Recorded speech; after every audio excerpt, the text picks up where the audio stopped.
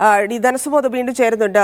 സുമോദ്, ഈ പറഞ്ഞതുപോലെ സർക്കാരിന്റെ നിലപാട് അത് കോടതിയിലേറ്റ കനത്ത പ്രകരം കൂടിയായിട്ട് ഈ സുപ്രീം കോടതിയുടെ ഇടപെടലിനെ ഇല്ലെങ്കിൽ ഉത്തരവിനെ നമ്മൾ നോക്കിക്കാണേണ്ടതുണ്ട്. ഇതിൽ നിന്ന് പഠിക്കുമോ എന്നൊക്കെയാണ് കോൺഗ്രസ് നേതാവ് നേരത്തെ ജ്യോതികുമാർ ചമക്കല പറഞ്ഞത്. പക്ഷേ അതിനപ്പുറത്തേക്ക് ഇതിൽ എന്ത് വിശദീകരണം നൽകും? 18 മുതൽ നേരിടുന്ന ഒരു ആരോപണമാണ്, ഇല്ലെങ്കിൽ ഗുരുതരമായിട്ടുള്ള ഒരു ചട്ടലംഘനം നടന്നു എന്നുള്ള ആരോപണമാണ്. ഇതിൽ സർക്കാർ എങ്ങനെ മറുപടി പറയും?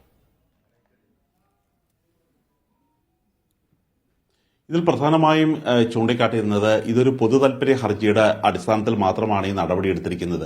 അതുകൊണ്ട് സാധാരണ ഒരു ഹർജി സമർപ്പിക്കുമ്പോൾ ഈ ഹർജിക്കാരന് ഈ നേരിട്ട് ബാധിക്കുന്ന കാര്യങ്ങളിൽ മാത്രമാണ് കോടതികളിൽ ഹർജി പ്രോത്സാഹിപ്പിക്കാറുള്ളത്. ഇത് ഈ അശോക് കുമാർ, പാലക്കാട് സ്വദേശിയായ അശോക് കുമാറിന്റെ ജോലിയെ അയാൾ ഒരു ലിസ്റ്റിലുള്ള ആളല്ല. അദ്ദേഹത്തിന്റെ ജോലിയെ ഒരു കാരണവശാലും ബാധിക്കില്ല. അതുകൊണ്ട് തന്നെ ഇത് നിലനിൽക്കില്ല എന്നുള്ളൊരു ആവശ്യമാണ് എന്നൊരു കാര്യമാണ് സുപ്രീം കോടതിയിൽ ഇവിടെ സംസ്ഥാന സർക്കാർ ചൂണ്ടിക്കാട്ടിച്ചത്.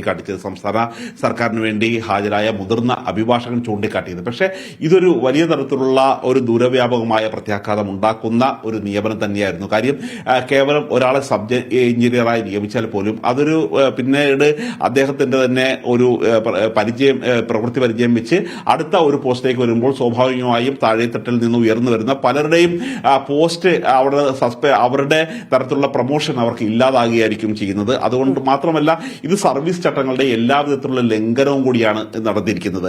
അതുകൊണ്ട് ഇതൊരു കാരണവശാലും സാധാരണ സംസ്ഥാന സർക്കാർ ജീവനക്കാരുടെ അവർ സർവീസിലിരിക്കുമ്പോൾ മരിക്കുമ്പോൾ മാത്രമാണ് ഇത്തരത്തിലുള്ള ഒരു ആശ്രിത നിയമനം നൽകുന്നത്. മാത്രമല്ല സുപ്രീം കോടതിയുടെയും ഹൈക്കോടതികളുടെയും പല വിധികളുണ്ട്. ഈ സർക്കാർ പലരുടെയും ആശ്രിത നിയമനം പോലും അത് മറ്റു പൊതുമേഖലാ സ്ഥാപനങ്ങളിലൊക്കെ ജോലി ചെയ്യുന്നവരുടെ മക്കളുടെ ധനസുമോദ് പറഞ്ഞ പോലെ MLA-യുടെ മകൻ എങ്ങനെ ആശ്രിത നിയമനം എന്നുള്ള ചോദ്യമാണ് കോടതിയും ഉയർത്തിയത്. എന്തായാലും കെ രാമചന്ദ്രൻ നായരുടെ മകന്റെ നിയമനം സുപ്രീം കോടതി റദ്ദാക്കിയിരിക്കുന്നു.